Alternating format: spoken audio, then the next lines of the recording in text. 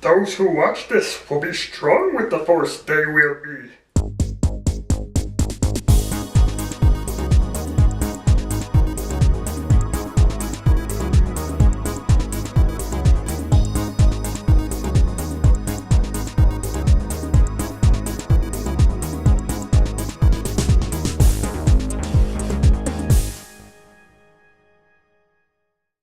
Celebrity Buff here, and in this episode I am going to cover one of my favorite all-time celebrities, Frank Oz.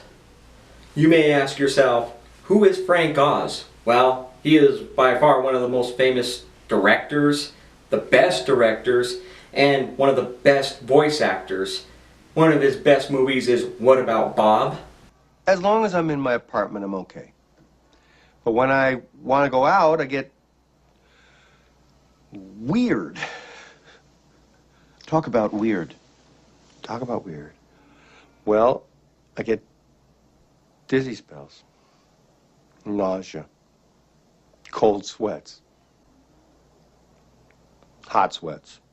This is one of my all-time favorite movies. It's a classic.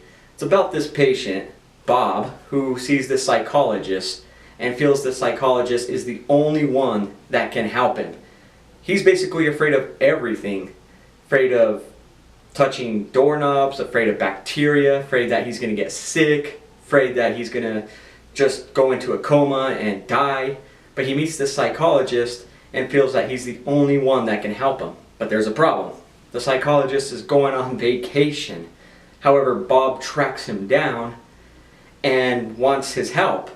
And instead of the psychologist realizing that his patient needs help, he refuses because he's on vacation. And he does not want to get to know the patient, does not want to spend time with the patient, all because he's a patient. I say if you have not watched this movie definitely is worth it. If you're doing nothing and you're just sitting around, lounging around, this is a good movie to put in and check out.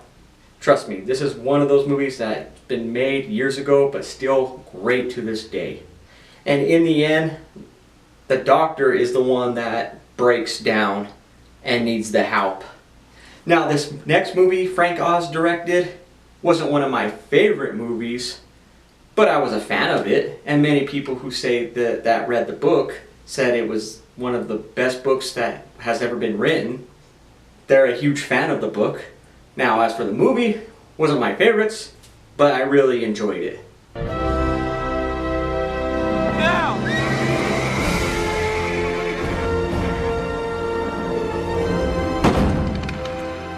Now as for this next movie, I haven't watched it yet, surprisingly, but many people have talked about it and they say it's worth watching. I actually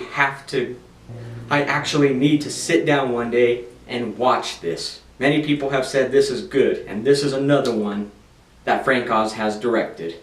I got a goddamn torpedo coming down. Get my pants. Take my pants down. You do that by yourself. I can't. I'm a damn goddamn handicap. My pants, my drawers in it. Don't leave me having it. Now you're probably thinking it's great that he directed all these movies. These are great movies, but many people have directed great movies and have done many great films. But what makes Frank Oz special? Well, if these movies that he's directed doesn't impress you, maybe all these characters that he has been the voice actor of will impress you. In control. Good. Animal, Excellent. it's me. Kermit, hey, we're having a meeting here, man. You're being really rude, Frog. Pardon us, please. Animal, I need to talk to you for a second. We're getting the Muppets back together. We need you to drum again. Animal drum? My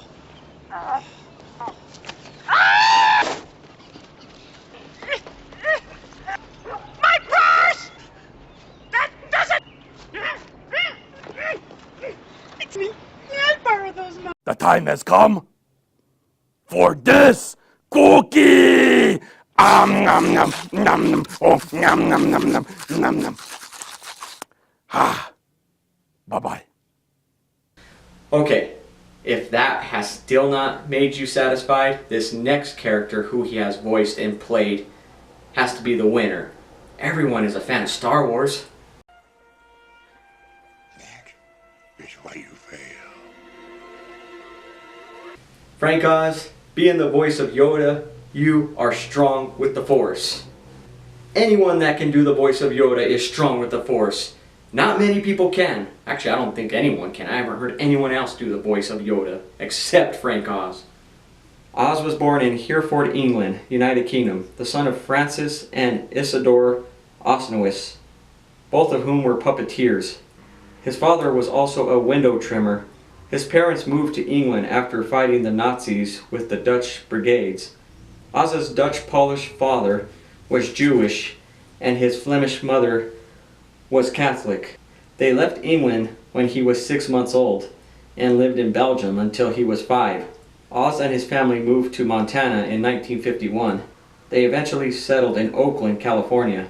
Oz attended Oakland Technical High School and Oakland City College.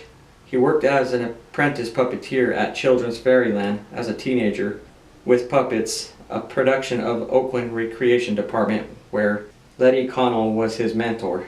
He has been one of the primary collaborators responsible for the development of the Muppets over the last 30 years.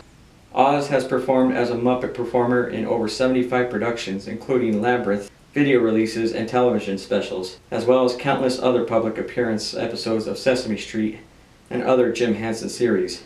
His puppetry work spans from 1963 to present, although he semi-retired from performing his Muppets. As stated, Oz is also known as the voice of Yoda. However, Oz was not the first choice for this awesome role.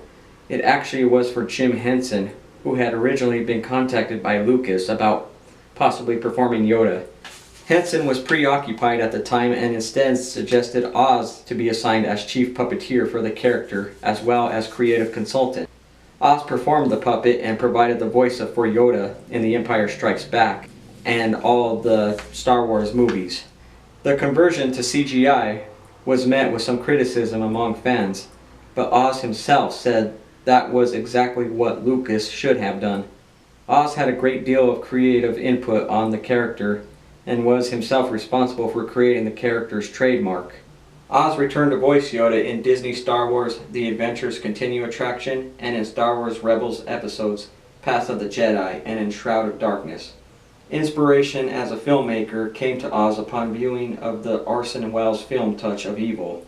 The director told Robert K. Elder in an interview of the film that changed my life. I think it opened up my view of film, that there's so much more that could be done. Oz began his behind-the-camera work when he co-directed the fantasy film The Dark Crystal with longtime collaborator Jim Henson. The film featured the most advanced puppets ever created for a movie. Oz further employed those skills in directing 1984's The Muppets Take Manhattan, as well as sharing a...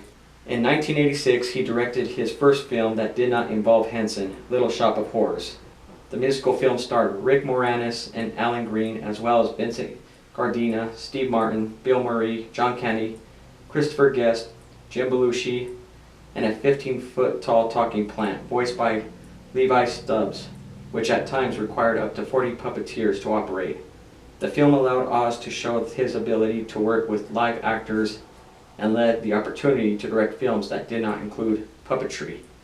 Which, I did a review about Rick Moranis in a previous episode, and I did talk about this film, Little Shop of Horrors.